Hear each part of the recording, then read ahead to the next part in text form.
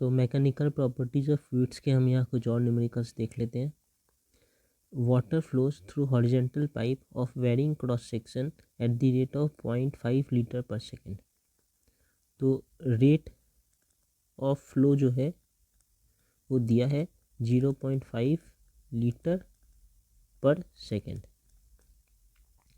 Find the velocity of flow of water at a point where the diameter is 4 centimetre and 2 centimetre. अब जहाँ diameter 4 centimetre है तो दिया है कोई भी एक पाइप है, मोटा है, कहीं कहीं पतला है, कहीं कुछ है, ऐसा है। इस पाइप में से जो फ्लो रेट ऑफ फ्लो है वो दिया हुआ है कि कितने रेट से फ्लो हो रहा है, हर एक जगह उसी रेट से फ्लो हो रहा है, वो है कितना 0.5 लीटर पर सेकेंड।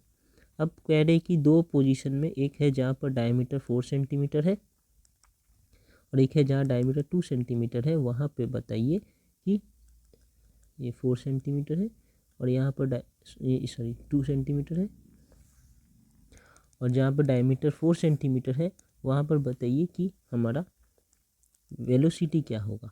ये 4 सेंटीमीटर डाया है यहाँ और यहाँ पर 2 सेंटीमीटर डाया है, यह वेलोसिटी क्या होगा। ठीक है, यहाँ पकड़ लेते हैं कि ये जो डाया है उसके कारण जो एरिया ऑफ क्रॉस सेक्शन यहाँ पर आ रहा है वो है A1, ये A1 और यह A2। यहाँ पकड़ लेते हैं वेलोसिटी जो होगा यहाँ पर वो होगा स्मॉल v1, यहाँ स्मॉल v2। तो हमें पता है कि जो rate of flow of fluid है उसे W से V से डिनोट करते हैं। Rate of flow of fluid उसे V से डिनोट करते हैं, capital V is equals to A2 V2 and equals to A1 V1। तो ये हमारा जो रेट ऑफ फ्लो है वो एरिया इंटू वेलोसिटी जो होता है वही रेट ऑफ फ्लो होता है। रेट ऑफ फ्लो क्या है एक्चुअली, एक वॉल्यूम पर यूनिट टाइम, और ये एरिया इंटू वेलोसिटी भी वॉल्यूम पर यूनिट टाइम। एरिया मतलब मीटर स्क्वायर और वेलोसिटी मतलब मीटर पर सेकेंड, इसे मल्टीप्लाई करेंगे तो metre cube per second. That means it is volume पर unit time, that is capital W। जो रेट ऑफ फ्लो से पता चलता है दिस इज वॉल्यूम पर यूनिट टाइम। इसे मैं अगर CGS ऐसा यूनिट में कन्वर्ट कर दूँ तो मैं 1 लीटर को लिख सकता हूँ 10⁻³ लीटर। 1 लीटर को लिख सकता हूँ 10⁻³ के मीटर क्यूब। तो मैं लिख सकता हूँ 0.5 लीटर को 0.5 इंटू 10⁻³ मीटर क्यूब। ये ऊपर का हो गया, नीचे क्या है सेकेंड, तो यहाँ भी सेकेंड यहाँ भी सेकेंड, मुझे कुछ चेंज नहीं करना है। ये हमारा रेट ऑफ फ्लो हो गया ये कैपिटल V। अब मुझे A1 और A2 निकालना है। A1 क्या होगा, A1 तो यहाँ पर डायमीटर है 2 सेंटीमीटर, सॉरी A1 ये है, तो डायमीटर यहाँ 4 सेंटीमीटर, मतलब हमारा रेडियस 2 सेंटीमीटर। तो मैं लिख सकता हूँ पाई 2 सेंटीमीटर के लिए 2 इंटू 10⁻², ये मीटर में कन्वर्ट हो गया स्क्वायर। ये हो गया हमारा एरिया इस केस में, फर्स्ट वाले केस में। सेकेंड वाले केस का एरिया क्या है, पाई इंटू ये 2 सेंटीमीटर है डायमीटर, तो रेडियस है 1 सेंटीमीटर, तो 10⁻² हो गया, सेंटीमीटर को मैंने कन्वर्ट कर लिया मीटर में, होल स्क्वायर। ये हमारा एरिया हो गया सेकेंड केस में। और वेलोसिटी मुझे फर्स्ट केस और सेकेंड केस निकालना है, मैंने उसे small v1 small v2 consider कर लिया। अब फर्स्ट केस में देखते हैं, v is equals to A1 V1।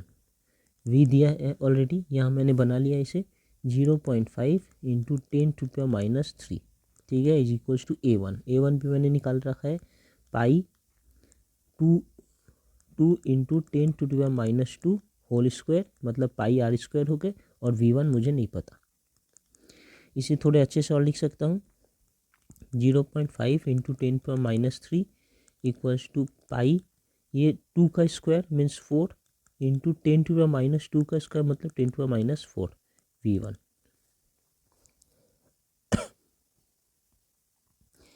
यहाँ से मैं इसे और लिख सकता हूँ, V1 is equals to 0.5 into 10⁻³ divided by, ये सब कुछ नीचे आ जाएगा, पाई इंटू 4 इंटू 10⁻4। इसे और कैसे लिख सकते हैं,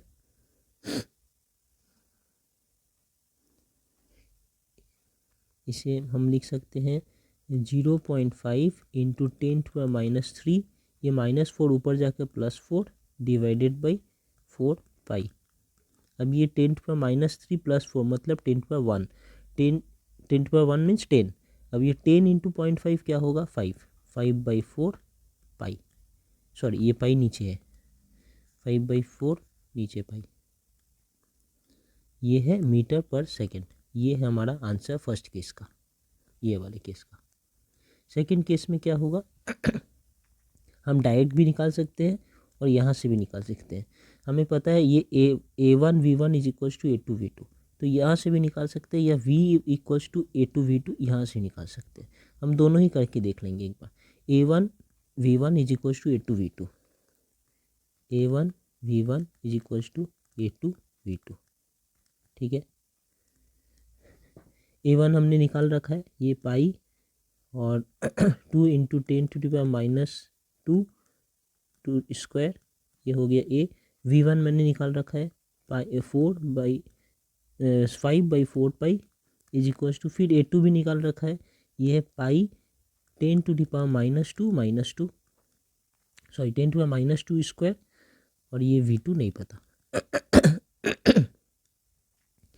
मैं यहाँ से क्या लिख सकता हूँ, ये पाई, ये 4 का स्क्वायर 2 का स्क्वायर 4 इंटू 10⁻² का स्क्वायर 10⁻4 पाई/4 पाई इज इक्वल्स टू, यहाँ पर फिर पाई 10⁻² स्क्वायर मीन्स 10⁻4 और V2। अब क्या क्या कटता है देखते हैं, ये पाई 10⁻4 10⁻4 ये 4 और ये 4 कट गया, तो हमारा V2 क्या आया, V2 इज इक्वल्स टू 5/पाई मीटर पर सेकेंड।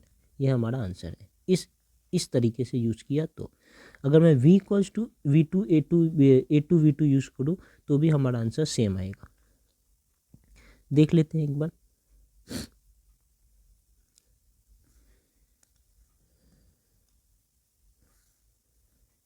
यहाँ पर देख लेते हैं।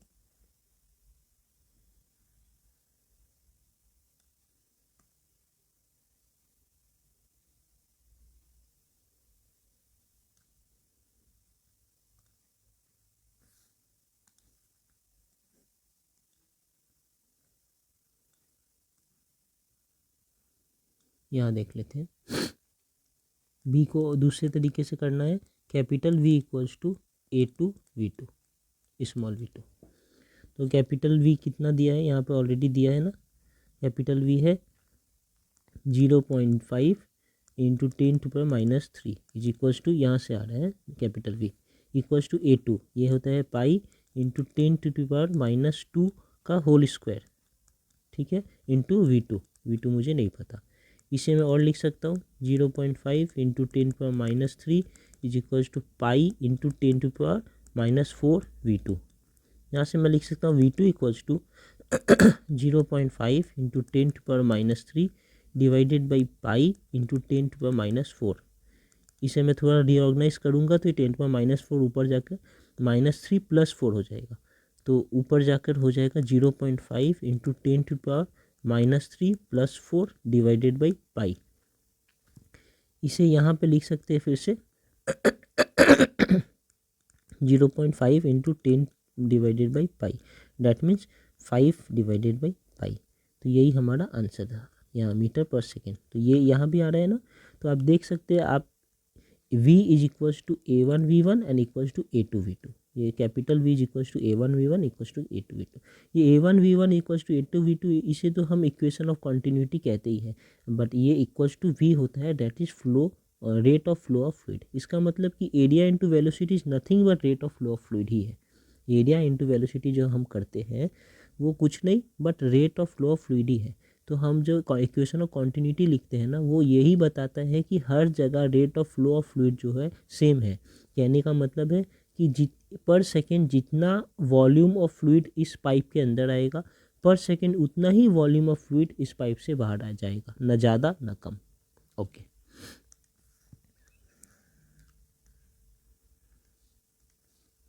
यहाँ कह रहे हैं calculate the total energy possessed by 1 kg of water at a point where the pressure is 20 gram watt per millimetre square. Velocity is 0.1 metre per second and height is 50 centimetre above the ground. मुझे total energy पूछ रहे हैं जब water जो है इस हाल में है, किस हाल में है कि 1 kg वाटर इतने प्रेशर पे है, इतने वेलोसिटी में चल रहा है और इतने हाइट पे चल रहा है, टोटल एनर्जी निकालना है।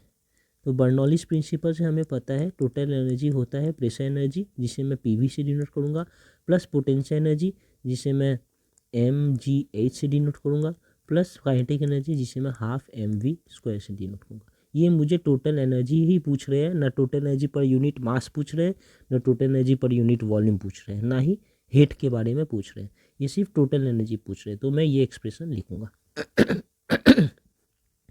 अब एक एक करके सब निकाल कर इसे पुट करना है। जहाँ तक कुछ गिवन है वो लिख लेते हैं साथ में। m गिवन है 1 kg, वेरी गुड है, और प्रेशर बाद में लिख रहे हैं। वेलोसिटी v गिवन है 0.1 metre per second SI unit में, ये भी ठीक है। हाइट गिवन है 50 सेंटीमीटर, 50 सेंटीमीटर को मैं क्या लिख सकता हूँ, 0.5 मीटर भी लिख सकता हूँ, तो मैं इसे 0.5 मीटर लिख लेता हूँ, इतना गिवन है। और पी भी गिवन है।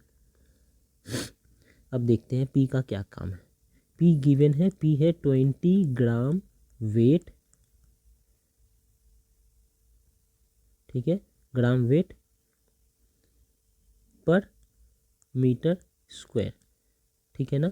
ये प्रेशर होता क्या है ऐसे, force per metre, force per unit area, तो ये एरिया के लिए मीटर मिलीमीटर स्क्वायर लिखा है, और ये है ऊपर का फोर्स। तो 20 ग्राम वेट, 20 ग्राम वेट को मैं पहले 20 किलोग्राम वेट कर दूंगा। 20 इंटू 10⁻³ हो गया kilogram weight divided by millimetre square, ठीक है। इसे और क्या कर सकते हैं, 20 इंटू 10⁻³ ये तो किलो था, इंटू वेट, अब ये वेट है जो उसे 9.8 कर दूंगा, तो ये ऊपर जो है ना ये किलोग्राम वेट हटकर ये अब ऊपर और न्यूटन हो गया, ठीक है। मतलब एक मास गिवन था, मास के संग जब मैंने जी मल्टीप्लाई कर दिया तो mg बन गए। ये है यहाँ से यहाँ तक है ये m इंटू ये g, mg मतलब हो गए फोर्स मतलब न्यूटन, और नीचे मिलीमीटर स्क्वायर है, ठीक है ना। अभी मैं उसे मिलीमीटर स्क्वायर ही रहने देता हूँ। तो ये हो गया हमारा हाल। अब मिलीमीटर स्क्वायर को अगर मुझे मीटर स्क्वायर में कन्वर्ट करना है, मुझे पता है 1 मिलीमीटर इक्वल्स टू 10⁻³ मीटर, तो 1 millimetre square is equals to 10⁻³ metre square, ठीक है। तो ये भी स्क्वायर, ये भी स्क्वायर, 10⁻³ मीटर स्क्वायर मतलब 10⁻6 मीटर स्क्वायर, ठीक है। तो यहाँ पर जब मिलीमीटर है तो ऐसे ही है, जब मैं इसे मीटर में कन्वर्ट करूँगा तो 20 इंटू 10⁻³ इंटू 9.8 डिवाइडेड बाई 10⁻6, अब इसे मैं न्यूटन पर मीटर स्क्वायर लिख सकता हूँ। तो बेसिकली मैंने क्या किया, 20 ग्राम वेट पर मिलीमीटर स्क्वायर को मैंने 20 मतलब न्यूटन पर मीटर स्क्वायर में कन्वर्ट कर दिया। एक एक स्टेप दिखाया हूँ, पहले ग्राम को केजी में कन्वर्ट किया हूँ, फिर वेट को हटाने के लिए 9.8 मल्टीप्लाई किया, अब ये न्यूटन बन गया है। फिर मिलीमीटर को हटा के सेंटीमीटर करने के लिए मैंने ये पद्धति यूज़ किया है। तो हमें ये पी मिल गए, ठीक है, ये पी मिल गया, बहुत अच्छी बात है। अब वी भी चाहिए, वॉल्यूम।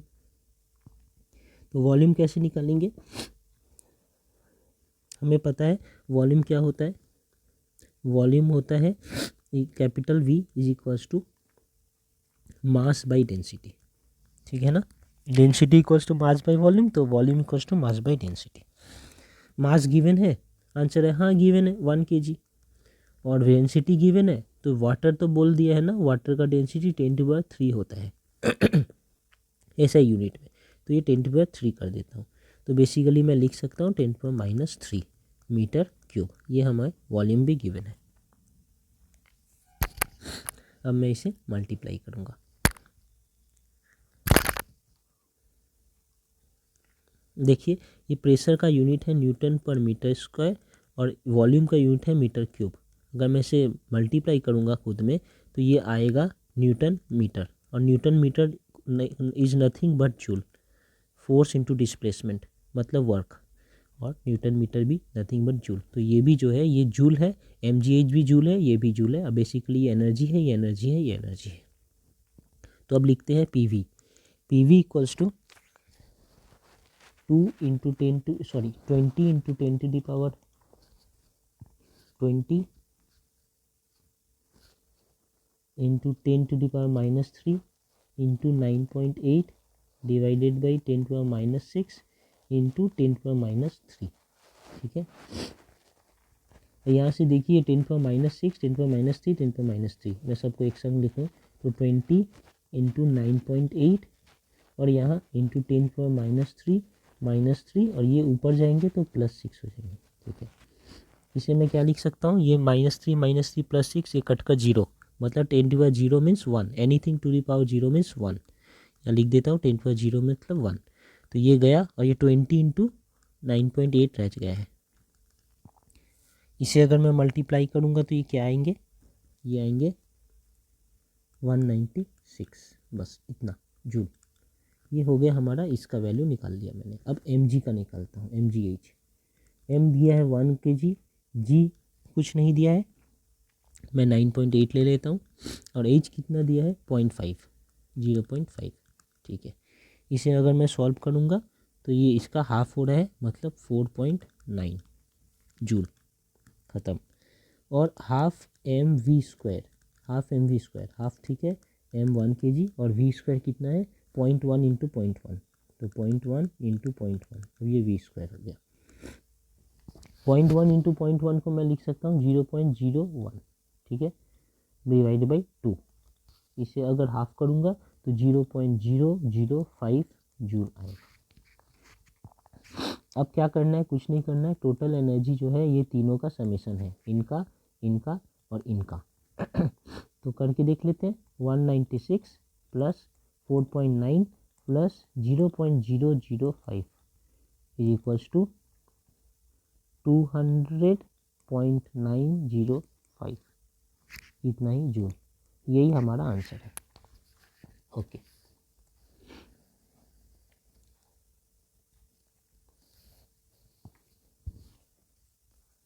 अब देख लेते हैं, कह रहे हैं large open tube tank has hole in the wall, wall पे इसके एक बड़ा ओपन टैंक है, इसके वॉल पे होल्स है, ठीक है। One is a square hole of side L, capital L at a height h from the top. तो ए हाइट से, टॉप से, यहाँ से जहाँ से भरा है वहाँ से एट h हाइट, मतलब ये पकड़ लेता हूँ, ये h है, ये हाइट जो है ये h है ऊपर से। तो h हाइट पे यहाँ पर एक छेद है जो स्क्वायर टाइप के है, ठीक है, सॉरी ये स्क्वायर टाइप का छेद है, ठीक है। उनका लेंथ कितना है l, तो इस छेद का एरिया क्या होगा, एरिया मैं निकाल लेता हूँ, यहाँ पर a1 लिख लेता हूँ, इस छेद का एरिया, तो a1 होगा l into L equals to l², यही होगा इस छेद का एरिया, ठीक है। और क्या कह रहे हैं, and another is a circular hole, एक और होल है इस टैंक में जो सर्कुलर है, of radius small R at a depth 4h, मतलब यह सरफेस से 4h मैं नीचे आऊँगा, मान लेते हैं ये 4h है इस पॉइंट पे, ठीक है। तो यहाँ पर एक सर्कुलर होल है ये हाइट है 4h, यहाँ पर एक सर्कुलर होल है जिसका रेडियस है r। ये इस एरिया, इस होल का एरिया को, जो ऑरिफिस है इसके एरिया को मैं a2 पकड़ लूँ, तो a2 is equals to πr², मुझे पता है क्योंकि ये r है इनका रेडियस, तो इनका एरिया πr² होगा, तो a2 πr²। When the tank is completely filled with water, the quantity of water flowing out per unit second from both the holes are same, मतलब कि जब ये टैंक पूरा भरा है तब इस होल से, ये A1 से जितना वाटर निकल रहा है, हाँ क्या हो रहा है, quantity of water flowing out per second, quantity of water इस होल से जितने पर सेकेंड निकल रहे हैं, इस होल से भी उतना ही पर सेकेंड निकल रहे हैं। तो अब बताइए कि ये स्मॉल r का वैल्यू क्या है, ठीक है। सबसे पहले समझना है कि क्वांटिटी ऑफ वाटर जो होल से निकल रहे हैं वो क्या, किस पर डिपेंड करते हैं। Quantity of water, quantity of water flowing out per second is nothing but equals to volume of water flowing out per second. Per second कितना वॉल्यूम ऑफ वाटर यहाँ से निकल रहा है, वही है क्वांटिटी ऑफ वाटर। तो अब पर सेकंड कितना वॉल्यूम निकल रहा है वो हम कैसे पता करते हैं, वो हमने आगे भी देखा था। Capital V is equals to A1 V1 is equals to A2 V2, ठीक है ना।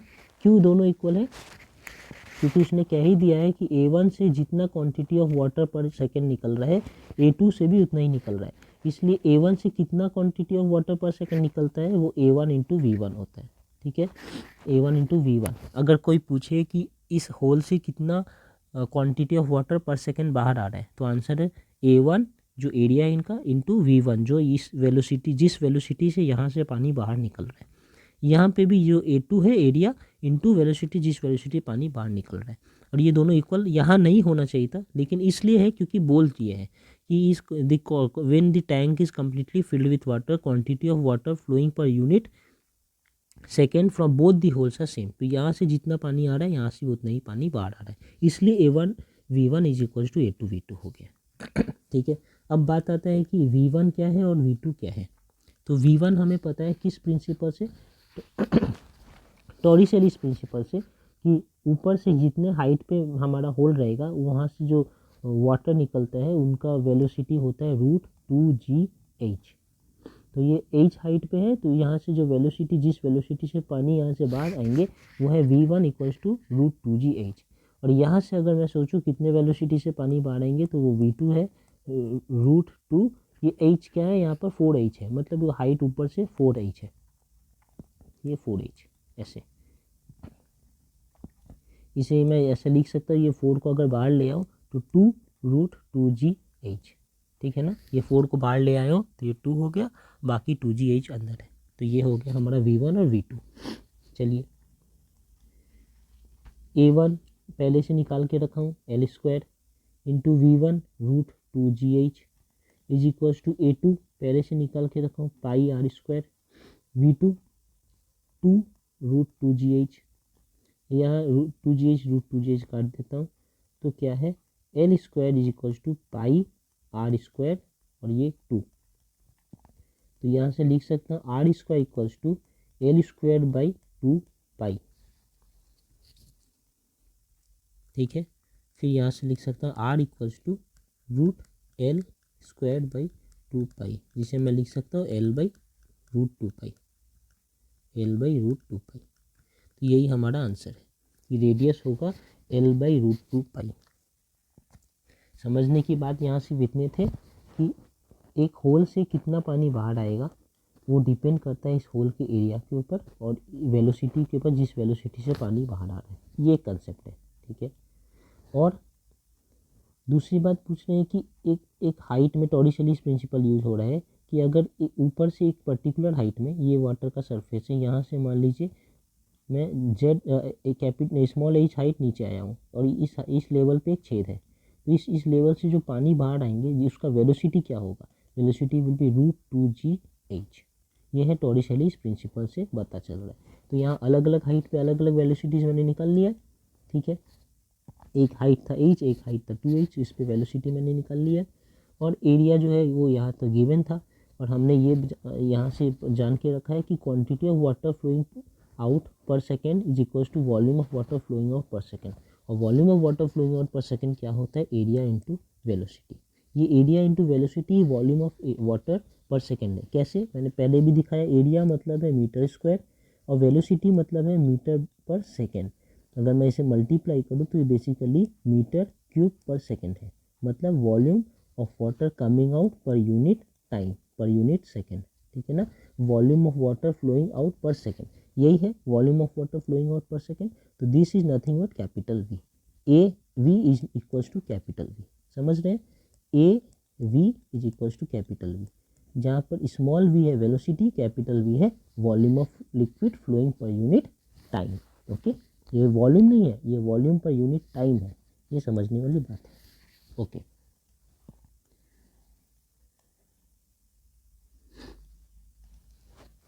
यहाँ पर कह रहे हैं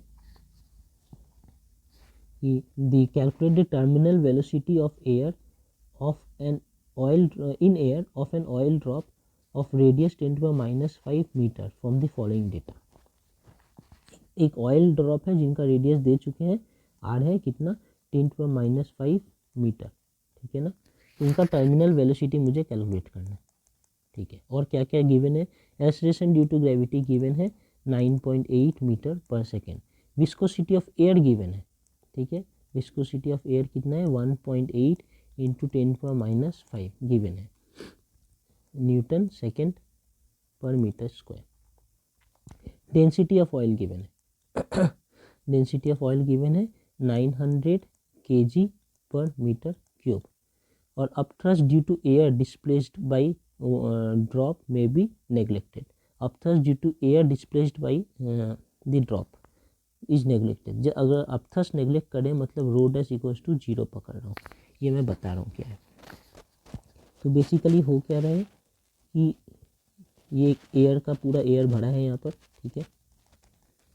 इस एयर में एक ऑयल का ड्रॉप है जिनका रेडियस पहले से दे चुके हैं और इनका डेंसिटी जो है रो है वो दे चुके हैं। ऑयल जो है ऑयल का डेंसिटी इतना है। अब बोल रहे हैं कि ये एक टर्मिनल वेलोसिटी से नीचे की तरफ गिर रहा है जिसे मैं वीटी कहता हूँ और वो ही मुझे फाइंड करना है। और ये बाहर का जो एयर है उसका डेंसिटी हम रो डैश पकड़ते हैं, ठीक है, रो डैश मार के। लेकिन वो कह रहे हैं यहाँ पर कि अपथ्रस्ट, ये रो डैश के कारण ही एक अपथ्रस्ट ऊपर में लगता है। ये जैसे आप सोच कर देखिए, अगर यहाँ पर खाली है और आपने एक बॉल छोड़ा, ये जल्दी नीचे आ जाएंगे। लेकिन अगर ये पानी से भरा है, इस पर अगर आप एक बॉल छोड़ेंगे तो धीरे धीरे नीचे आएगा। तो जैसे जैसे इस लिक्विड का डेंसिटी बढ़ता है ना, उस पर एक अपथ्रस्ट लगता है और वो धीरे धीरे नीचे आता है। यहाँ पर क्योंकि कह रहा है अपथ्रस्ट 0 है, मतलब कि ये जो एयर है उनका डेंसिटी ऑलमोस्ट 0 है, तभी अपथ्रस्ट 0 है। तो upthrust due to the air displaced by the drop is 0, मतलब बाइंड फोर्स 0, ऐसा कहना चाह रहा है। तो rho dash is equal to 0 पकड़ लिया। अब ये टर्मिनल वेलोसिटी का जो फॉर्मूला है वो ऐसा आता है, V T is equals to 2r² rho minus rho dash g divided by 9 eta, बस, ठीक है। यहाँ पे सारे टर्म्स मैंने बता दिया। आर तो रेडियस है, रो जो है इनका डेंसिटी, रो डैश बाहर वाले एयर का डेंसिटी, जी ईटा सब कुछ पता है, बस पुट करना है, आंसर निकालना है। V T equals to 2 into 10⁻⁻5 whole square into rho 900 और रो डैश क्या है 0 है इसलिए छोड़ देता हूँ, इंटू 9.8 डिवाइडेड बाई 9 इंटू ये कितना दिया है ईटा 1.8 इंटू 10⁻⁵, इतना कुछ दिया है। थोड़ा सिंप्लीफाई कर दूँ तो ऐसे लिख सकता हूँ 2 into 10⁻⁻10 into 900 into 9.8 divide by 9 into 1.8 into 10⁻⁵। यहाँ से मैं ये 9 से ये 100 टाइम्स में हट सकता हूँ, ठीक है। तो इसे मैं क्या लिख देता हूँ, ये 2 के संग इसे मल्टीप्लाई कर दो तो ये 19.6 डिवाइडेड बाई 1.8 है और यहाँ पर 10 है तो ये 10⁻⁻10, फिर ये 100 है मतलब +2 और ये -5 ऊपर जाएंगे तो +5। तो ये है हुआ हमारा काम। अब मैं इसे लिख सकता हूँ, ये पॉइंट डेसिमल के बाद 0.1, डेसिमल के बाद 1 डिजिट, डेसिमल के बाद 1 डिजिट, तो मैं ये दोनों को ही हटा सकता हूँ ऐसे। और इसे मैं फिर काट के लिख सकता हूँ 196/18। इसे कैसे लिख सकता हूँ काट कर, 2 टाइम्स में अगर मैं काटूँ तो 9 और ये है 9 और 8 98, ठीक है ना, इंटू 10 की पावर ये क्या है, ये -10 + 7 मतलब -3, तो 98/9 इंटू 10⁻³ मीटर पर सेकेंड।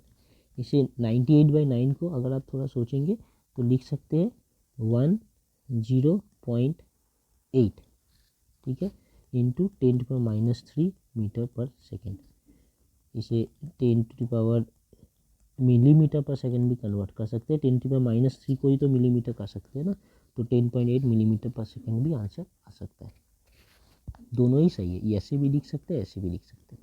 तो ये है हमारा टर्मिनल वेलोसिटी। इजी था, कुछ नहीं था, सिर्फ फॉर्मूला पुट करना था और ये समझना था कि जब upthrust due to air displaced by drop is neglected, तब हमारा रो डैश जो है वो हमने नेग्लेक्ट कर दिया, जीरो कंसिडर कर दिया।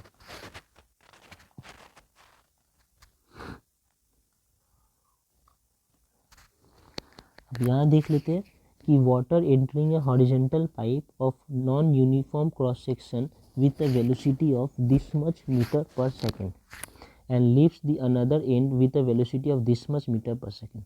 At the first end the pressure of the water is this much. Calculate the pressure of the water at the other end. ठीक है ना।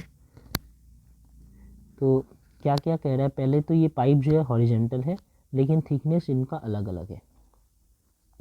एक जगह वो एंटर कर रहे हैं तो 0.5 मीटर पर सेकंड से, एग्जिट कर रहे तो थोड़ा ज़्यादा इस कम स्पीड से। तो ऐसा हमारा पाइप है। इंटर कर रहे हैं ज़्यादा स्पीड से, यहाँ मैं पकड़ लेता हूँ V1 इंटर का स्पीड है, V2 एग्जिट का स्पीड है। A1 जो है ये ऐसे स्पीड अलग अलग, A1 नहीं पकड़ता ये है।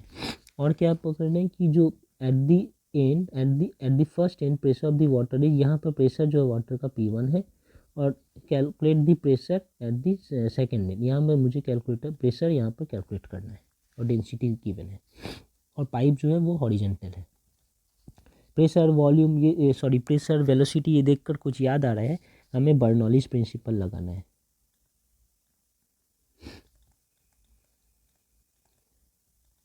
ठीक है, दोनों एंड पे, ये एंड ए पकड़ लूँ, ये एंड बी पकड़ लूँ, तो दोनों में लगाना है। ए वाले को 1 1 लूँगा, बी वाले को 2 2।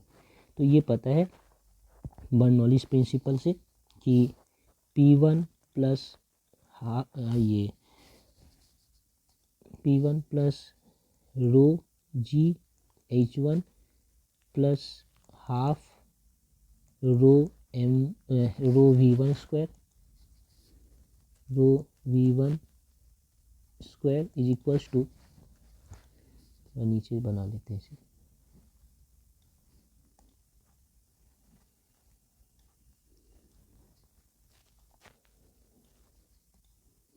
Is equals to P2 plus rho g H2 plus half rho V2 square. ये हमें पता है। अब ये क्योंकि हॉरिजॉन्टल पाइप है, इनका हाइट जो ये स्ट्रेट रखा है, तो कोई भी रेफरेंस पॉइंट से, ये रेफरेंस है तो यहाँ से इस पॉइंट का हाइट और इस पॉइंट का हाइट, दोनों हाइट ही सेम है, तो H1 और H2 जो है दोनों ही सेम है, तो ये हमारा कट जाएगा। सिंपल सी बात है, क्योंकि ये एक हॉरिजॉन्टल पाइप है, इनका H1 H2 दोनों सेम है, तो ये कट गया। तो P1 plus half rho V1 square is equals to P2 plus half rho V2 square. अब मुझे यहाँ वैल्यूज पुट करने हैं। P1 जो दिया है ये है 1500 प्लस हाफ रो पता है 10³ kg पर मीटर क्यूब होता है, तो रो लिख लेता हूँ 10³ V1 भी दिया है 0.5 मीटर पर सेकेंड, जिसका स्क्वायर करना है, तो 0.5 का square is equals to P2 मुझे नहीं पता, निकालना है, प्लस हाफ रो फिर से 10³ और V क्या है 0.4, तो 0.4 का होल स्क्वायर। ठीक है, इसे अब मुझे सिर्फ सॉल्व करना है और कुछ नहीं करना। तो मैं इसे लिख सकता हूँ 1500 प्लस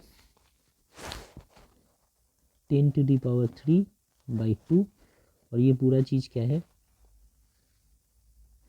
ये दोनों साइड से मैं कॉमन ले लेता हूँ, तो ये इधर तो 0.5 स्क्वायर है और ये पूरा टर्म जब इस साइड आ जाएगा और ये कॉमन रहेंगे। अच्छा मैं करके ही दिखा देता हूँ, ऐसे लिख सकता हूँ 0.5 whole square is equals to P2 plus 10⁻³ 0.4 whole square. ठीक है ना। अब मैं लिख सकता हूँ 1500 प्लस 10⁻³ 0.5 होल स्क्वायर माइनस, अब ये टर्म इधर ले आओ, तो 10⁻³ 0.4 whole square equals to P2 लिख सकता हूँ ना इसे। ठीक है, अब बस P2 इधर लिख के लिखता हूँ 1500 प्लस इसमें और इसमें से क्या कॉमन लिख सकते हैं 10⁻³/2, तो 10⁻³ कॉमन ले लिया है। क्या है ये 0.5 का होल स्क्वायर माइनस 0.4 का होल स्क्वायर, यही तो है। ठीक है, P2 इक्वल्स टू 1500 प्लस 10⁻³ 0.5 का होल स्क्वायर होगा 0.25, क्योंकि 5 का स्क्वायर 25 होता है, डेसिमल के बाद 1 डिजिट है तो अब डेसिमल के 2 डिजिट हो जाएंगे। 4 का स्क्वायर 16 होता है, डेसिमल के बाद 1 डिजिट है तो डेसिमल के बाद अब 2 डिजिट। अब देख लीजिए 25 माइनस 16 क्या होता है 9, तो 0.09। ठीक है, तो हमारा P2 equals to 1500 plus 10⁻³ into 0.09।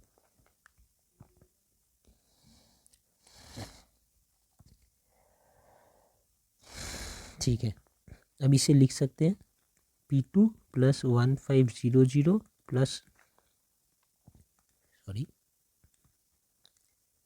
P2 equals to 1500 plus 10⁻³ into 0.09 क्या होगा 1000 इंटू 0.09। इसे मैं मल्टीप्लाई करूँगा तो ये होंगे 90। ठीक है, तो इसे मैं लिख देता हूँ 90/2। इसे काट कर मैं 45 भी लिख सकता हूँ। तो बेसिकली क्या हो गया 1545 प्रेशर है, मतलब न्यूटन पर मीटर स्क्वायर, क्योंकि हमने ऐसा यूनिट चूज़ किया है। तो हमारा आंसर यही है, जो प्रेशर है वो यही होगा इस साइड में। किस प्रिंसिपल बेस्ड था, बर्नौलीज प्रिंसिपल पे, क्योंकि यहाँ कह रहे हैं क्योंकि हॉरिजेंटल पाइप है इसलिए इनका H1 H2 दोनों सेम था, कट गया। बाकी प्रेशर और ये हाफ डेंसिटी इनको V² दोनों साइड सेम होने चाहिए। इक्वेट करके ये आ रहा है 1545 न्यूटन पर मीटर इस साइड बी में। Okay,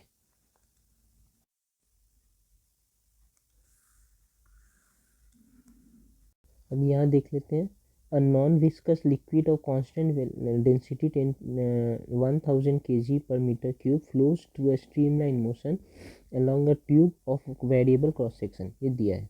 The tube is kept inclined in vertical plane as shown in this figure. The area of cross section of the tube at 2 points P and Q at height of 2 meter and 5 meter are 4.4 into 10⁻³ meter square and 8 into 10⁻³ meter square respectively।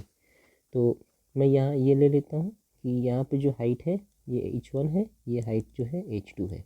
Area of cross section यहाँ A1 है, velocity जो है V1 है, area of cross section A2 है, velocity यहाँ V2 है। Pressure यहाँ मैं ले लेता हूँ P1, प्रेशर यहाँ ले लेता हूँ P2। ठीक है, तो उस हिसाब से मैं लिख सकता हूँ रो जो है वो 1000 kg पर मीटर क्यूब है।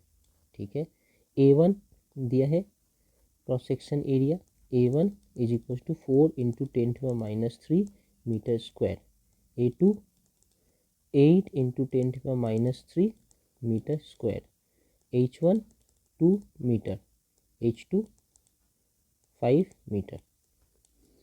V1 दिया है 1 मीटर पर सेकेंड, ये V2 नहीं दिया है, V2 मैं निकाल सकता हूँ। ठीक है, अब क्या कहते हैं कि find the work done per unit volume by the pressure and gravity force as the fluid flows from P to Q। जब फ्लूइड P से Q तक जा रहे हैं तो work done per unit volume by pressure, pressure के द्वारा कितना वर्क किया जा रहा है per unit volume, and gravity force के द्वारा मतलब पोटेंशियल एनर्जी के द्वारा कितना वर्क किया जा रहा है पर यूनिट वॉल्यूम जब फ्लूइड P से Q की तरफ जा रहा है, ये हमसे पूछ रहे हैं। हम जानते हैं कि वर्क डन या एनर्जी क्या होता है, PV pressure energy plus mgh potential energy plus half mv² kinetic energy, ये है work done, total work done या टोटल एनर्जी। अब मुझे क्या पूछ रहे हैं, work done per unit volume मतलब total energy per unit volume अगर मैं करूँ तो P प्लस ये ρgh हो जाएगा और ये हाफ ρv² हो जाएगा। ठीक है, अब ये मुझे यही पूछ रहा है कि find the work done per unit volume, मतलब मुझे ये पूछ रहा है by pressure and by gravitational force, by this one and by this one, gravitational force ये वाला है, इसके द्वारा क्या वर्क किया जा रहा है, उसके द्वारा क्या वर्क किया जा रहा है जब वो फ्लूइड पोजीशन P से Q की तरफ जा रहा है। मैं पोजीशन 1 P के सब कुछ को 1 ले लेता हूँ और Q के सब कुछ को 2 ले लेता हूँ। तो मैं बर्नौलीज प्रिंसिपल के अकॉर्डिंग ये लिख सकता हूँ कि P1 plus rho GH1 plus half rho V1 square is equals to P2 plus rho GH2 plus half rho V2 square. कुछ नहीं किया हूँ, total energy per unit volume at position 1 is equals to total energy per unit volume at position 2। तो ये है total energy per unit volume at position 1 और ये है total energy per unit volume at position 2, दोनों ही same है, ये मैंने इक्वेट किया है। ठीक है, और इक्वेशन ऑफ कॉन्टिन्यूटी से मैं ये निकाल जानता हूँ कि A1V1 is equals to A2V2। तो मुझे यहाँ पर A1V1 भी दिया है और A2 दिया है, V2 निकालना है। मैं निकाल सकता हूँ V2 is equals to A1V1 by A2। ठीक है ना। अब ये क्या है, यहाँ लिख लेते हैं। A2 है 4 इंटू 10⁻³ A1 सॉरी, और A2 है 8 इंटू 10⁻³ और V कितना है, V1 है 1। तो इसे मैं काटूँ ऐसे, तो ये ऐसे कट के 1/2 means equals to 0.5 metre per second. तो मुझे V2 भी मिल गया है 0.5 मीटर पर सेकेंड। अब मैं यहाँ पुट करूँगा, P1 नहीं पता, ये रो पता है, रो है 10⁻³ G पता है, G 9.8 है, 9.8, और ये H1 पता है, H1 कितना है 2 इंटू 2। ठीक है, प्लस हाफ रो पता है 10⁻³ V1 पता है 1 का स्क्वायर। ठीक है, is equals to P2 plus फिर रो पता है 10⁻³ G पता है 9.8 और H2 पता है 5 प्लस हाफ रो पता है 10⁻³ और V2 पता है 0.5 है, तो 0.5 का होल स्क्वायर। ये हमारा इक्वेशन बन गया। यहाँ से मैं और लिख सकता हूँ कि P1 प्लस, अगर मैं इसे मल्टीप्लाई कर दूँ तो ये हो जाता है 19.6 इंटू 10⁻³ अब 19.6 इंटू 10⁻³ क्या होगा, 19600। तो मैं इसे लिख सकता हूँ 19600। ठीक है, प्लस 10⁻³ डिवाइड बाई 2 क्या होता है, 1000 divide by 2 that means it is 500 is equals to P2 plus, इसे अगर मैं करूँ तो 9.8 इंटू 5 कितना होता है, 0 और कैरी 4 49, इसमें से एक डेसिमल हट गया मीन्स 49 इंटू 10⁻³ मतलब 49000। ओके, 49000 प्लस यहाँ कितना है, यहाँ पे है हाफ इंटू 10⁻³ इंटू 0.5 स्क्वायर। ठीक है, तो ये मैं लिख सकता हूँ 10⁻³ ऐसे डिवाइड बाई 2। अब ये 0.5 का मतलब क्या होता है, 0.5 मतलब हाफ होता है ना, तो हाफ और फिर हाफ, ये 2 बार हाफ क्योंकि वो स्क्वायर है, तो ये हाफ।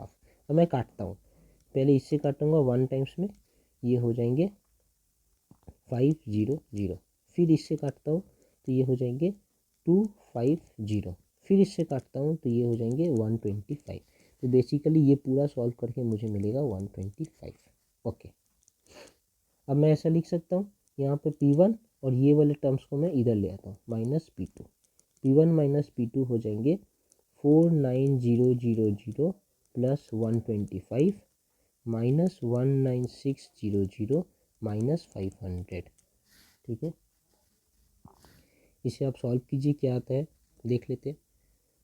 49000 प्लस 125 मतलब 49125, इसमें से मुझे सब्ट्रैक्ट करना है 19600 प्लस 500 मतलब ये 001 और ये 20, ये सब्ट्रैक्ट करना है।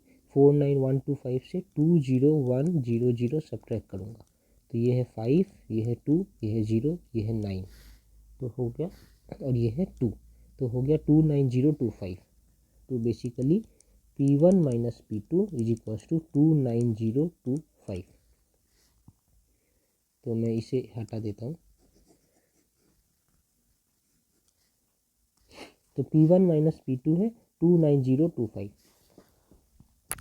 इसका मतलब कि यहाँ के pressure per unit pressure energy per unit volume, हाँ यही है ना, प्रेशर मतलब हो गया यहाँ पर work done per unit volume by pressure. तो यहाँ से यहाँ जाने के लिए work done by unit volume per work done per unit volume by pressure is given by this one, P1 minus P2। ठीक है, इनका यूनिट क्या होगा, इनका यूनिट होगा work done per unit volume है ना, तो इनका यूनिट होगा जूल पर मीटर क्यूब। ठीक है, ये हो गया work done per unit volume by pressure जब फ्लूइड को पोजीशन 1 से पोजीशन 2 तक जाना है तो। अब क्या पूछ रहे हैं मुझे, work done per unit volume by gravitational force किससे पता चलता है, इस वैल्यू से। ठीक है, तो पहले कितना था यहाँ पर पोजीशन 1 पे ρ(g(H1), ठीक है, पोजीशन 2 पे जाने से कितना हो गया ρ(g(H2). कितना वर्क डन हुआ, यहाँ पे जो वर्क डन था और यहाँ पे जो वर्क डन है इनको सब्ट्रैक्ट करूँगा तो 1 से 2 में जाने के लिए कितना वर्क डन है वो मुझे पता चलेगा। तो ऐसा लिख सकते हैं कि work done by gravitational work done per unit volume. ठीक है, work done per unit volume by gravity force is equals to ρg(H2) minus ρg(H1). ये ρg common, H2 minus H1।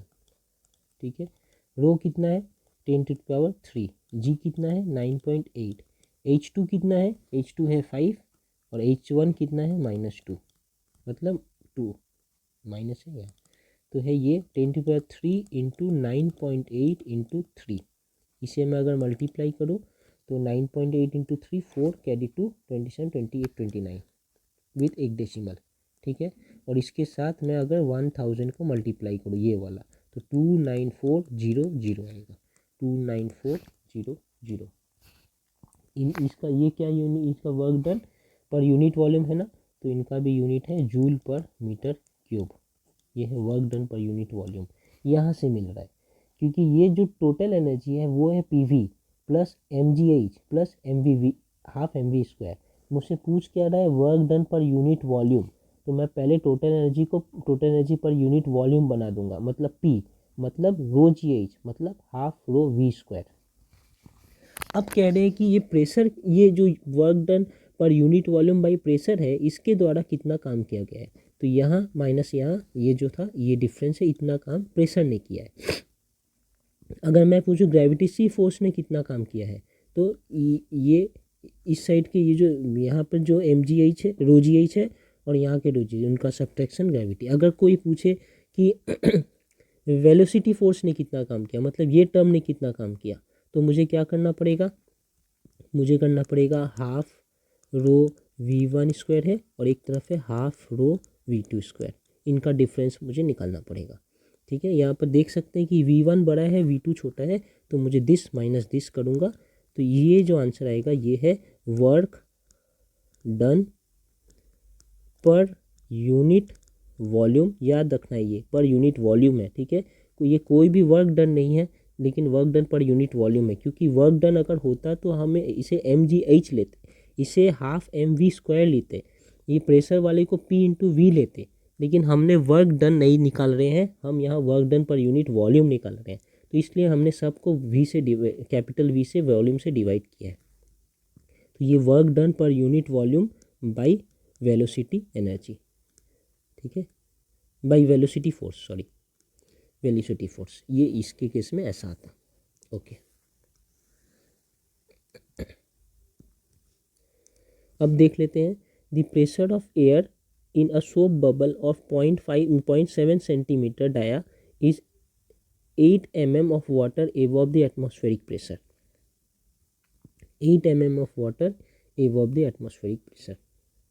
ठीक है, ये हमें बता रहे हैं कि जो एक सोप बबल है, एक सोप बबल में 2 लेयर होते हैं, ये हमें याद रखना है। ठीक है, इस सोप बबल का डायमीटर दिया है स्मॉल d 0.7 सेंटीमीटर, तो रेडियस है 0.35 सेंटीमीटर। इसे मैं अगर मीटर में कन्वर्ट कर दूं तो यह इक्वल्स टू 0.35 इंटू 10⁻⁻2 मीटर। यह इसका रेडियस दिया है। इनके भीतर जो pressure of the air in soap bubble, जो एयर इनसाइड सोप बबल है उनका प्रेशर क्या है, that pressure is 8 mm of water above the atmospheric pressure. मतलब अंदर का pressure atmospheric pressure plus 8 mm of water है। ठीक है, अंदर का प्रेशर क्या है, अंदर का प्रेशर है atmospheric pressure plus 8 mm of water. ठीक है, और बाहर का प्रेशर क्या है, बाहर का प्रेशर तो एटमॉस्फेरिक प्रेशर है। ठीक है, calculate the surface tension of the soap bubble. Surface tension मुझे निकालना है, टी मुझे निकालना है। तो अंदर का प्रेशर है P0 plus 8 mm of water और बाहर का प्रेशर है P0। और हमें ये भी पता है बाई फॉर्मूला कि एक्सेस प्रेशर मतलब अंदर का प्रेशर माइनस बाहर का प्रेशर, जिसे हम कहते हैं स्मॉल पी से, ये excess pressure in case of soap bubble क्या होता है, 4T/R होता है, where R is the radius. और यहाँ दिया है कि अंदर का प्रेशर है P0 plus 8 mm of water और बाहर का प्रेशर है P0। मतलब अंदर का एक्सेस प्रेशर कितना है, 8 mm of water he excess pressure है। तो मैं यहाँ से लिख सकता हूँ कि 4T/R is equals to 8 mm of water के कारण जो प्रेशर होगा वो, क्योंकि ये फॉर्मूला से तो एक्सेस प्रेशर ही बता रहे हैं, सिर्फ अंदर कितना ज़्यादा प्रेशर है बाहर के कंपैरिजन में, ये फॉर्मूला से पता चलता है। और एक्सप्रेशन जो न्यूमेरिकल है उसका पता चल रहा है कि भीतर का pressure atmospheric pressure plus 8 mm of water है और बाहर का प्रेशर तो ऑब्वियसली एटमॉस्फेरिक प्रेशर ही है। तो इनके दोनों का डिफरेंस है 8 mm ऑफ वाटर, जो अंदर ज़्यादा है। तो excess pressure which is given 4T/R is equal to 8 mm of water. अब बात है कि 8 mm ऑफ वाटर का कितना प्रेशर होता है, तो हमें पता है ये प्रेशर डिनोट करते हैं H रो G से, जहाँ H है ये हाइट, रो है डेंसिटी और G है एक्सेलरेशन ड्यू टू ग्रेविटी। तो फिर 4T तो नहीं पता, डिवाइडेड बाई R पता है 0.35 इंटू 10⁻⁻² इज इक्वल्स टू यहाँ पर H रो G। H को सबसे पहले 8 mm ऑफ वाटर है उसे मैं मीटर में कन्वर्ट करूँगा 10⁻³ ये H हो गया। रो कितना है, वाटर का रो होता है 10⁻³ kg/m³, तो ये रो। और G कितना है 9.8, ये G। अब कुछ नहीं करना, अब यहाँ इक्वेट करना है। तो T इज इक्वल्स टू लिख सकता हूँ 8 इंटू 10⁻³ इंटू 10⁻³ इंटू 9.8 इंटू ये वाले टर्म ऊपर आ जाएंगे तो 0.35 इंटू 10⁻² डिवाइड बाई ये 4 जो है नीचे आएंगे डिवाइड बाई 4, इतना। इसे सॉल्व करके ही आंसर आ जाएंगे। तो इसे मैं ऐसे काट सकता हूँ 2 से, एक बार नहीं काट सकता हूँ 1 से, 4 1 जा एंड ये 4 2 जा। ठीक है, तो बेसिकली ऊपर में क्या है 2 इंटू 9.8 इंटू 0.35 इतना तो है और बाकी सब 10 है। तो 10⁻³ ये -3, फिर ये 10⁻³ +3, फिर ये 10⁻²। बस मैं इसे अगर सॉल्व करूँ तो लिख सकता हूँ क्या, 2 को 3.75 से मल्टीप्लाई करूँगा तो 0.7 आता है। ठीक है, इंटू 9.8 इंटू 10⁻³ -3 + 3 कट कर -2, इतना हमारा आंसर। अब ये 98 इंटू 7 कर देता हूँ। ठीक है, ये 6 या 5, 63 और 5 68। ठीक है, कितने डेसिमल के प्लेस है, डेसिमल के बाद 1, डेसिमल के बाद 1 मतलब डेसिमल के बाद 2, तो यहाँ डेसिमल के बाद 2 होना चाहिए। तो डेसिमल के बाद 2 दीजिए 6.86 इंटू 10⁻²।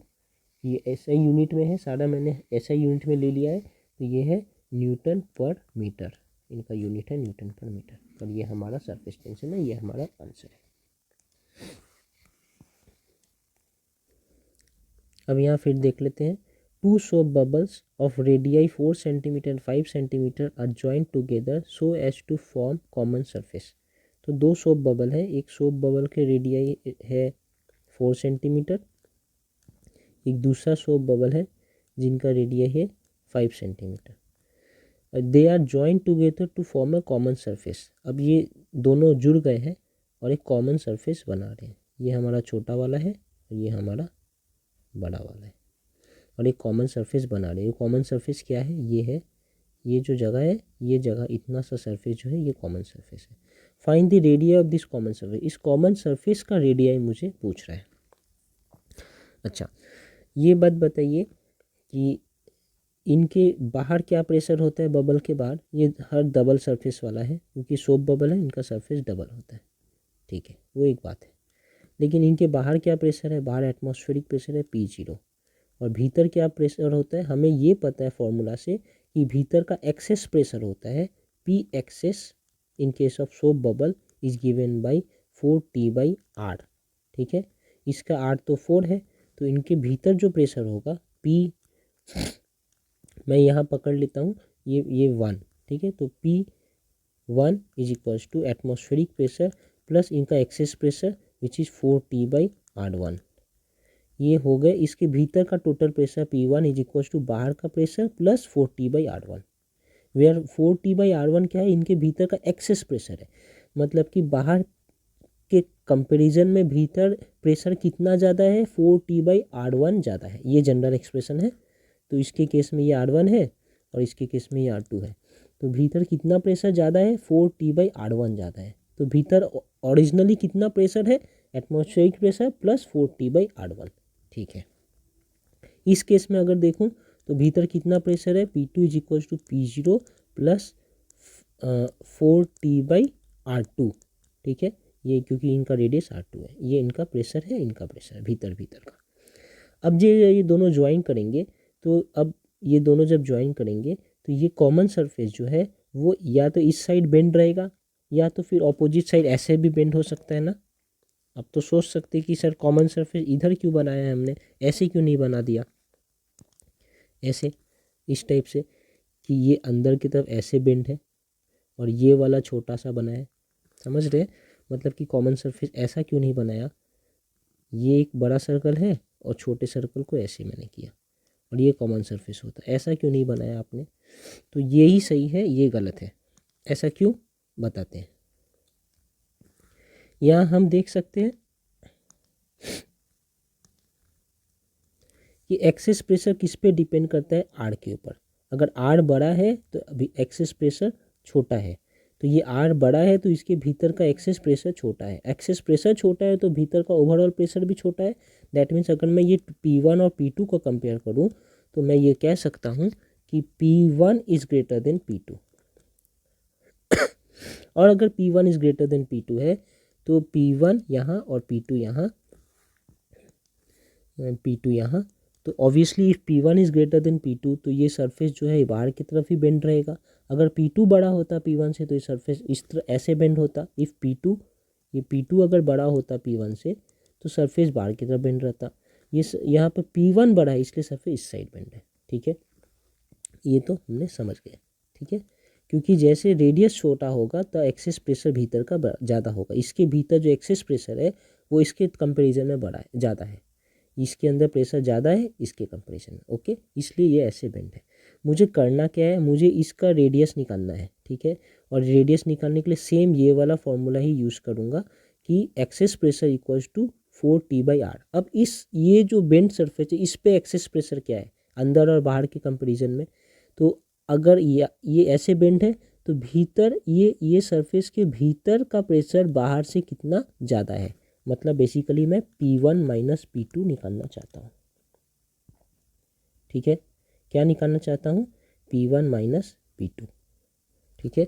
ये भीतर का प्रेशर, कहीं भी यहाँ पे भी ये सरफेस टेंशन जब मैं निकाल रहा था एक्सेस प्रेशर, ये था भीतर का प्रेशर था, मैं पकड़ता हूँ P1, बाहर का प्रेशर था P0, है ना। उनका डिफरेंस ही एक्सेस प्रेशर देख सकते हैं, P1 minus P0 is equal to 4T/R1। तो यहाँ भी ये बेंड सरफेस के भीतर का प्रेशर माइनस बाहर का प्रेशर इक्वल्स टू ये रेडियस मिलेगा, कैसे, P1 माइनस P2 ये pressure excess pressure equals to 4T/R। मैं पकड़ लेता हूँ ये जो कर्वेचर है इसका जो रेडियस होगा वो R है। तो ये हो गया P1 minus P2 equals to 4T/R। अब इसे सॉल्व करना है। P1 मुझे पता है वो P0 प्लस 4T/R1 है, ठीक है। और P2 पता है, P2 कितना है, P2 है P0 प्लस 4T/R2 है। Is equals to 4t by capital R, where capital R ये कर्वेचर का रेडियस। इसे मैं अच्छे से लिखूँ तो P0 plus 4t by R1 को क्या लिख सकता हूँ, 4 सेंटीमीटर है। मैं सबको सेंटीमीटर में ही रखता हूँ ताकि आंसर भी सेंटीमीटर में आए। माइनस, अब इसे P0 लिख सकता हूँ और इसे माइनस 4t बाई R2 को क्या लिख सकता हूँ, 5 is equals to 4t by R. यहाँ से मैं ये P0 काट दूँ तो लिख सकता हूँ 4t by 4 minus 4t by 5 is equals to 4t by R. तो सारे 4 टू ऊपर वाले कॉमन है और काट दूंगा तो 1/4 minus 1/5 is equals to 1/r। ठीक है, एलसीएम लेता हूँ इनका तो ये 20 है, 4 5 टाइम्स में माइनस यहाँ 4 5 है तो 4 टाइम्स में इज इक्वल्स टू 1/r। इसे मैं लिख सकता हूँ 1/20 इज इक्वल्स टू 1/r। यहाँ से मैं लिख सकता हूँ कि r इक्वल्स टू 20, यूनिट क्या होगा, सेंटीमीटर। तो हमारा जो रेडियस ऑफ कर्वेचर है, कॉमन सरफेस का जो रेडियस है वो इक्वल्स टू कितना है, 20 सेंटीमीटर। पूरा कंसेप्ट इसी पे बेस्ड था, एक्सेस प्रेशर जहाँ होगा वो is equals to 4t by R in case of soap bubble, क्योंकि ये सोप बबल है इसलिए 4t बाई आर। ओके,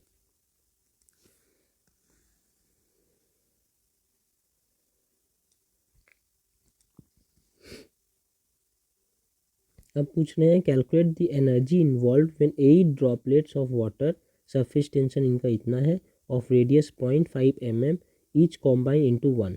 ठीक है, तो सरफेस टेंशन पहले दिया है T is equals to 0.072 newton per metre.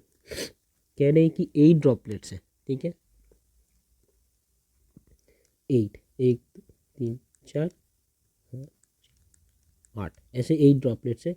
हर एक ड्रॉपलेट्स का कितना रेडियस है, r, which is given by r equals to 0.5 millimetre. Okay, that means 0.5 into 10⁻³ metre. ये हर एक ड्रॉपलेट्स के इतने रेडियस है। ठीक है,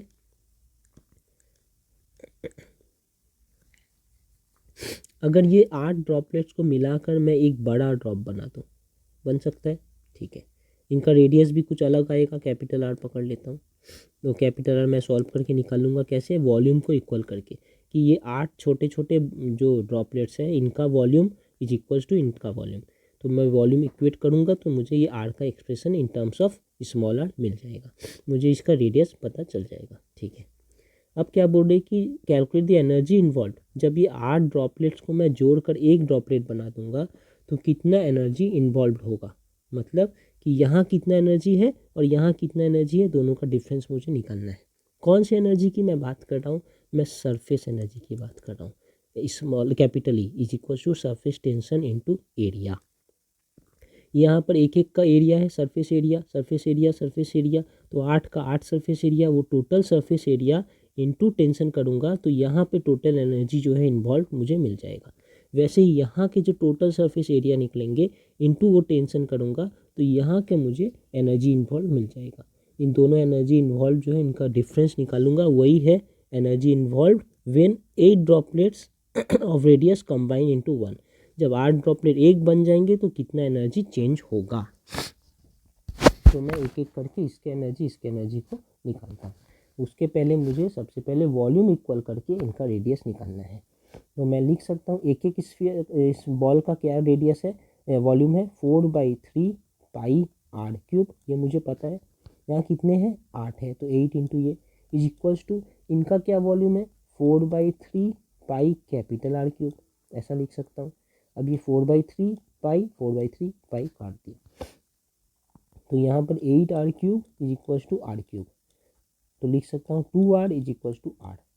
ये एक रिलेशन मुझे दोनों के बीच में मिल गया। तो इससे पता चल रहा है कि इनका r जो है वो 0.5 है तो ये 2 स्मॉल r है, मतलब कि 0.5 इंटू 2 मतलब 1 इंटू 10⁻³ मीटर, ये है इनका r। दोनों का रेडियस मुझे पता चल गया। अब मुझे दोनों का रेडियस पता है, मुझे दोनों का सरफेस एरिया निकालना है, क्योंकि ये एरिया निकालूंगा तभी तो मैं सरफेस एनर्जी निकाल पाऊंगा। तो इनका सरफेस एरिया क्या होगा एक एक का सरफेस एरिया होता है 4 पाई r स्क्वायर, एक का ऐसे ये एक का सरफेस एरिया। यहाँ 8 है तो 8 के सरफेस एरिया क्या होंगे 8 into 4 pi r², that means 16 pi r²। ये है एरिया। मैं लिख लेता हूँ यहाँ सरफेस एरिया इसका, ठीक है, A1 लिख देता हूँ सरफेस एरिया फर्स्ट केस में। तो is equals to this much, ठीक है।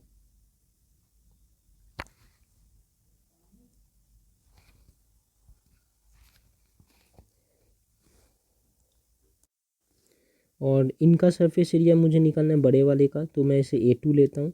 इनमें भी सेम है, एक ही बॉल है जिनका रेडियस कैपिटल R है, तो सरफेस एरिया होगा 4 pi capital R²। 4 pi capital R को मैं 2R भी लिख सकता हूँ, तो 2R small r² is equals to 4 pi, और ये 4r² भी लिख सकता हूँ, that means it is 4 into 4 16 pi r²। मैंने एक गलती कर दिया है, यहाँ पर 8 इंटू 4 32 होगा, ठीक है, 32। तो यहाँ पर एरिया ये है सरफेस एरिया, यहाँ पर सरफेस एरिया ये है। अब मुझे जो चेंज इन एनर्जी है, जब ये यहाँ से यहाँ आ रहा है तो कितना एनर्जी चेंज हो रहा है वो क्या होगा, तो कैपिटल P ऐसे लिख सकता हूँ कि चेंज इन एनर्जी को बाद में लाता हूँ। तो यहाँ पर टोटल एरिया एनर्जी कितना इन्वॉल्व है, E1 is equals to T into A1, ठीक है ना। T को मैं T रहने देता हूँ, T इंटू A1 ये है 32 पाई r², ठीक है। यहाँ पर जो एनर्जी है इसके सरफेस एनर्जी जो है E2 is equals to T into A2, ठीक है। T को T रहने देता हूँ और 16 पाई r², ठीक है। तो यहाँ एनर्जी इतना था, अब एनर्जी इतना है, तो टोटल एनर्जी इन्वॉल्व कितना हुआ, यहाँ से यहाँ आने के लिए कितना एनर्जी चेंज हो रहा है। तो मैं देखता हूँ यहाँ पे एनर्जी ज़्यादा है ना, ये तो बेसिकली 32 पाई r²T है, और ये है बेसिकली 16 पाई r²T। मतलब कुछ एनर्जी ख़त्म ही हो रहा है, लॉस हो रहा है, तब जाकर ये बन रहा है। मुझे सिर्फ एनर्जी डिफरेंस निकालना है, तो del E is equals to बड़े वाले को छोटे वाले से माइनस कर दूंगा, तो ये लिख सकता हूँ E1 माइनस E2 बस, is equals to 32 pi r²T minus 16 pi r²T is equals to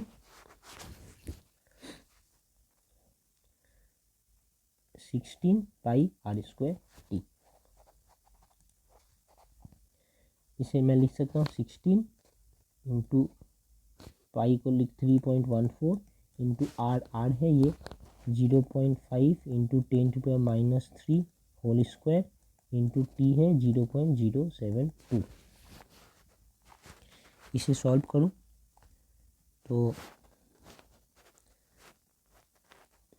16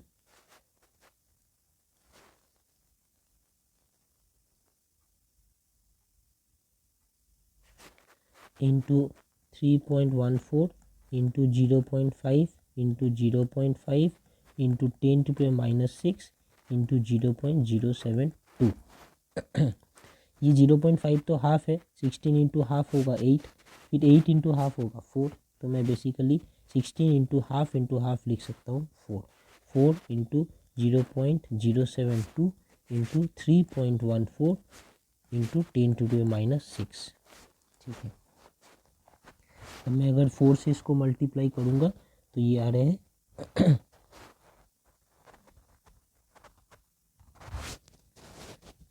314 into 4 it is 6521, ठीक है, इंटू 72 2152 इंटू 2978 23409, ठीक है।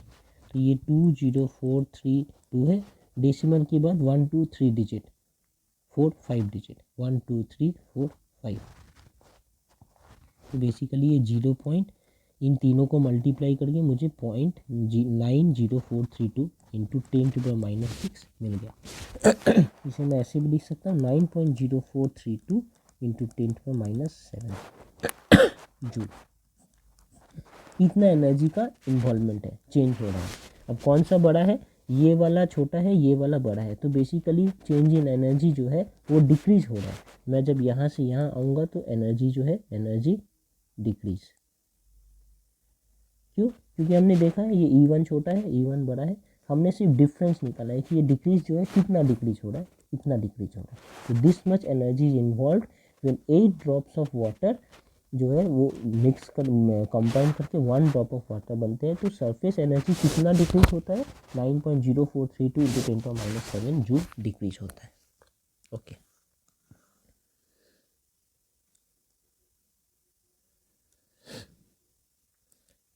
तो यहाँ देख लेते हैं